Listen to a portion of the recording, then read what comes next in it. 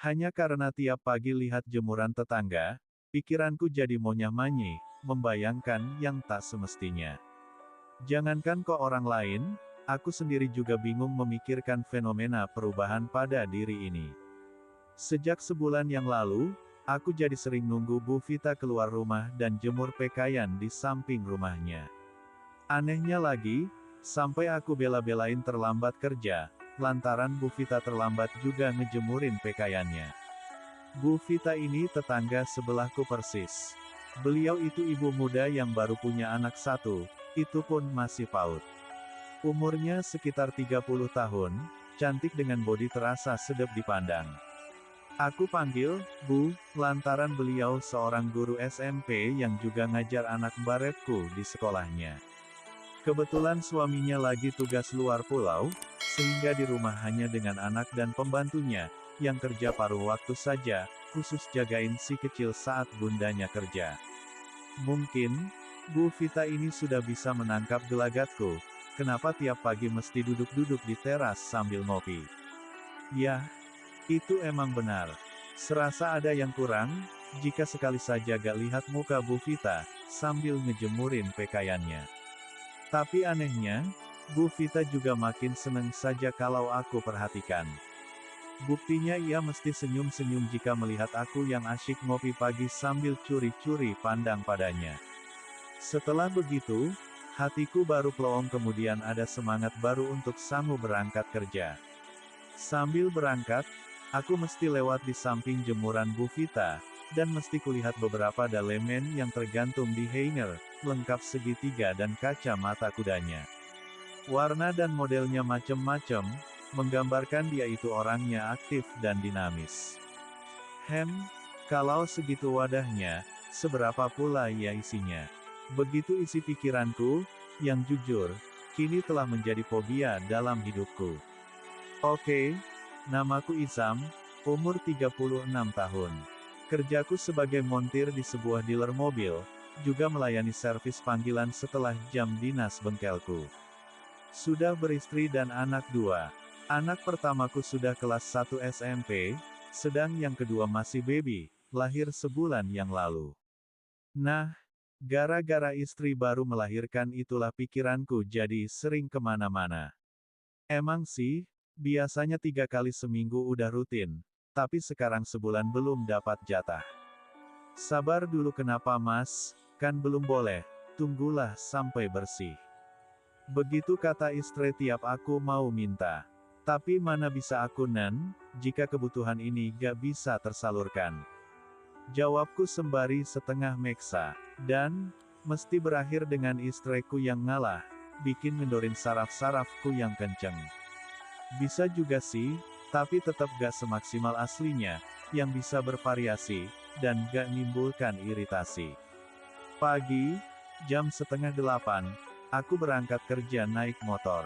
Akses jalan keluar masuk rumah hanya satu. Selalu melewati sebelah jemuran Bu Vita. Kebetulan beliaunya juga lagi jemur, jadi motor sengaja aku tuntun, maksudku gak aku naikin. Sungkan aja gitu maksudku. Beliau kan guru anakku, setidaknya aku harus berlaku sopanlah. Pagi Bu Vita, kok agak siang nih? Gitu kan sapaku. Tapi mungkin ucapanku yang bikin Bu Vita bingung. Bu Vita gak jawab, tapi malah noleh ke aku sambil tersenyum. Gak masuk kerja Bu? Begitu tanyaku lagi. Masuk Pak, tapi udah terlambat gara-gara Pak Isam. Jawabnya yang bikin aku kaget. Gara-gara saya Bu. Emangnya kenapa ya? Tanyaku kebingungan. Itu tuh, kan biasanya Pak Isam ngopinya agak pagi, jadi aku nunggu agak lama gak muncul-muncul di teras, kupikir masih pagi saja. Mak dek atiku, emangnya Bu Vita sering nunggu saya? Iyalah Pak, kan Pak Izam aku anggap lonceng hidup, maksudku penanda waktu. Jawabnya sambil tersenyum lagi. Waduh, gimana nih? Mau aku lanjutin ngobrol takut istriku ngawasi, kalau gak aku lanjutin eman. Ini kan momen yang tepat untuk membuka komunikasi. Selama ini mah aku emang jarang komunikasi. Sebab pulang kerjaku udah sore, gak ada kesempatan untuk bertemu langsung. Ya udah Bu, saya berangkat dulu, kapan-kapan dilanjut ngobrolnya ya. Kataku sok percaya diri aja. Iya Pak, bisa kok kapan-kapan ngobrol kalau ada waktu. Jawabnya, sambil jemur yang terakhir, itu pun pas dalemannya. Dan gara-gara itu, motorku hampir nilonong ke selokan. Hati-hati dong Pak, kasihan motornya lo kalau jatuh. Ucapnya sambil tersenyum, tapi bikin malu dalam hatiku. Iya Bu, gara-gara itu tuh, aku gak konsentrasi. Balasku, kemudian aku langsung melaju begitu saja. Tapi jujur, 15 menit selama di perjalanan, otakku jadi kacau. Aku gak habis pikir kalau pagi ini bisa ngomongin seperti yang aku harapkan. Dan nyatanya respon Bu Vita gak kalah serunya. Mikir nih aku jadinya, bukan mikir lagi jemurannya, tapi mikir bagaimana bisa ngobrol lebih lama dengan Bu Vita. Sampai di tempat kerja pun pikiranku gak lepas dari Bu Vita. Ah, ternyata Bu Vita juga nungguin aku. Itu kata-kata yang keluar dari mulutnya. Berarti kan ada kesamaan rasa. Gak apa-apa, meski aku dianggap sebagai penanda waktu, suatu saat bisa berubah menjadi penanda rasa. Tapi bagaimana mewujudkannya? Ini yang mesti aku pikirkan untuk mencari cara terbaik. Aku harus yakin daja, kalau suatu saat nanti pasti bisa mewujudkannya. Biasanya, kalau udah ada niatan, pasti ada jalan untuk mendapatkan. Dan benar saja, akhirnya kesempatan itu datang juga. Bagai mendapat durian runtuh, saat baru saja aku pulang kerja, istriku bilang begini, "Mas, tadi Bu Vita mau minta tolong, katanya mobilnya gak bisa dihidupin, kalau ada waktu disuruh lihat di rumahnya." Gitu kan pesen istriku. Walau aku gak begitu nanggapi, tapi jujur aku udah mulai pasang strategi. Biar istriku gak curiga, kemudian aku jawab, "Iya nanti aja deh, sekarang aku masih payah, nanti malam aja kalau udah longgar." Begitu jawabku. Padahal aslinya aku udah gak betah, pingin segera ke rumah Bu Vita. Kan tinggal beberapa langkah saja udah sampai. Cuma garasinya emang agak ke dalam, dan tertutup tembok, sehingga tak nampak dari arah rumahku. "Terserah Mas Izam aja, tapi enti malam ibuku mau nginep di sini, kangen cucunya," katanya.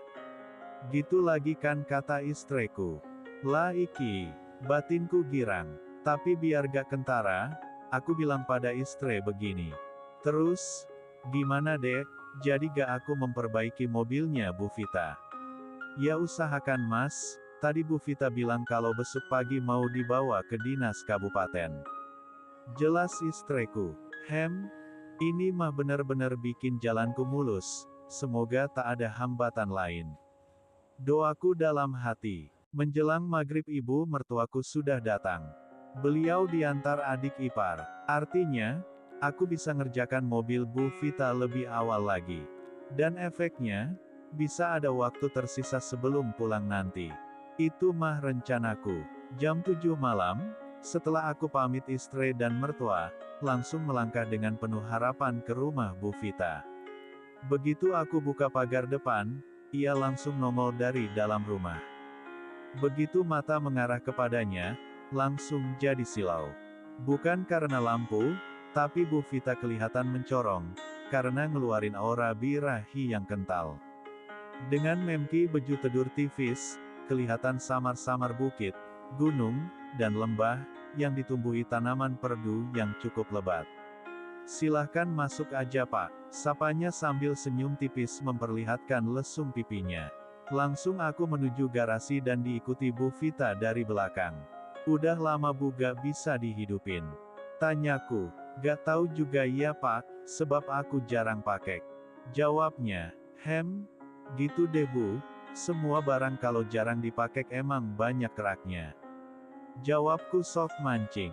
"Iya sih Pak, semenjak papanya tugas luar emang jarang kepake." "Mobilnya apa?" kataku gak kulanjutkan, lantaran Bu Vita langsung menoleh ke arahku, sambil tersenyum tipis.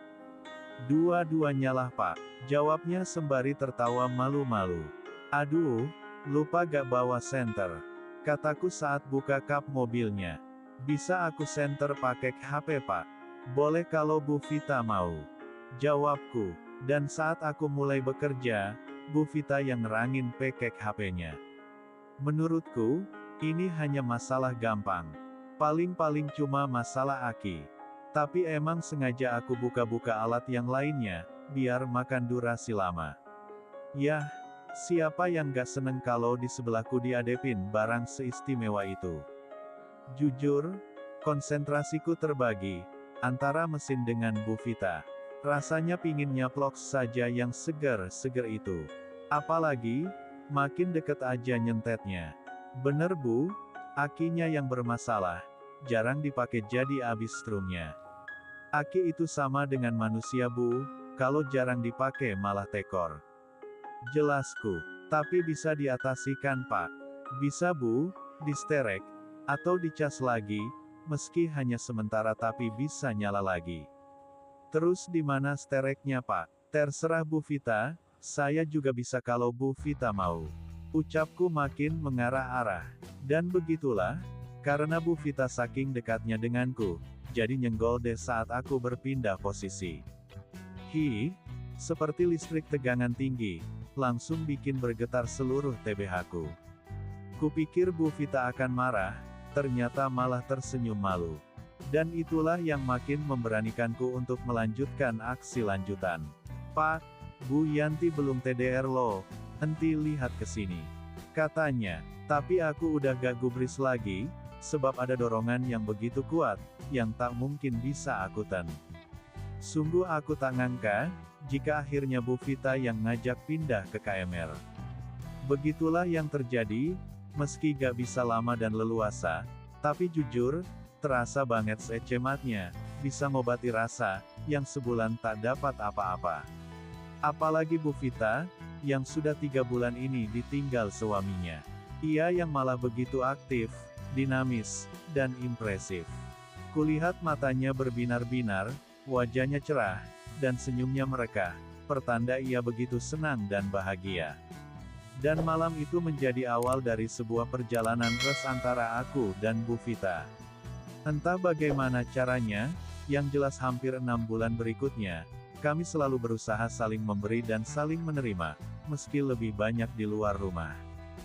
Baru semuanya berakhir, setelah suami Bu Vita pulang dari tugas, dan istriku juga sudah bisa memberikan yang terbaik untukku. Begitulah pengalaman dengan tetanggaku, semoga menjadi hiburan dan dapat diambil pelajarannya. Sekian dan terima kasih.